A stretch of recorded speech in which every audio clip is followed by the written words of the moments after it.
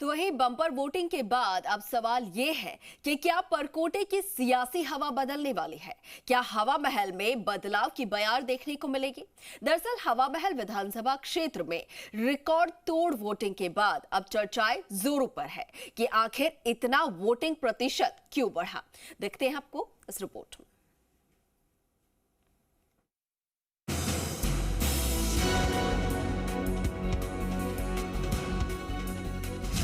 हवा महल की सीट पर किसकी होगी जीत?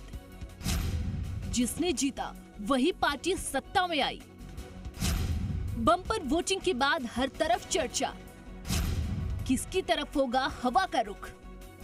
हवा महल की हवा का राजस्थान के सियासी समीकरण से गहरा नाता है। 20 साल से जिस पार्टी का उम्मीदवार हवा महल की सियासी हवा में जीता, वो पार्टी सत्ता में आई। सुरेंद्र पारिक, ब्रजकिशोर शर्मा, महेश जोशी ने जीत दर्ज की, तब उनकी पार्टी की सरकार बनी। अब की बार हवा महल में 3.38% अधिक मतदान हुआ है।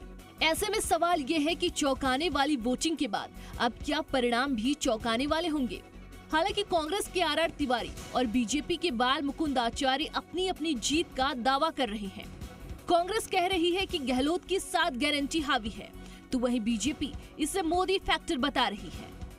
जननायक की योजनाएं और जनता का प्यार, मेरे कार्यकर्ताओं की रात दिन की मेहनत, मैं मान के चलता हूं कि मैं जयपुर की इस हवा महल विधानसभा सीट में कांग्रेस के प्रत्याशी के रूप में जीत के जाऊंगा। मोदी जी हमारे सबसे बड़े ब्रांड एम्बेसडर हैं। उनके काम करने का तरीका और उनका काम बोलता है।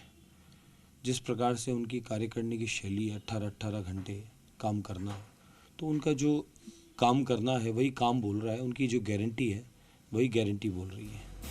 दरअसल हवा महल की हवा का रुख देखें तो 20 साल में जिस पार्टी के उम्मीदवार ने हवा महल जीता, उसी पार्टी की सरकार बनी। जो हरा वो पार्टी सत्ता से बाहर हो गई। हवा महल में हवा चली, सरकार बनी। चुनाव 2003, कांग्रेस प्रत्याशी रिखप चंद्र शाह, बीजेपी प्रत्याशी सुरेंद्र पारिक, जीत 7089 वोटों से बीजेपी की हुई। चुनाव 2008, कांग्रेस प्रत्याशी ब्रजकिशोर शर्मा, बीजेपी प्रत्याशी मंजू शर्मा, 580 वोटों से कांग्रेस की जीत हुई। चुनाव 2013, कांग्रेस प्रत्याशी ब्रजकिशोर शर्मा, बीजेपी प्रत्याशी सुरेंद्र पारिक, 12,715 वोटों से बीजेपी ने जीत दर्ज की।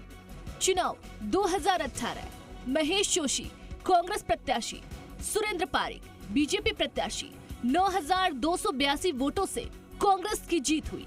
हवा महल की सीट से बड़े बड़े दिग्गज हवा में उड़े, लेकिन भंवरलाल शर्मा बीजेपी से ऐसे उम्मीदवार थे जिन्होंने बड़ी बड़ी सियासी आंधी का सामना किया और वे लगातार 6 बार जीतते गए। 1977 से लेकर 2003 तक हवा महल की सीट से भंवरलाल शर्मा ने जीत दर्ज की और रिकॉर्ड बनाया। इस दौरान एक बार जनता दल और 5 बार बीजेपी से चुनाव लड़कर उन्होंने जीत हासिल की। वहीं कांग्रेस के दिग्गजों की बात करें तो कांग्रेस के कई दिग्गजों के खाते में हार आई।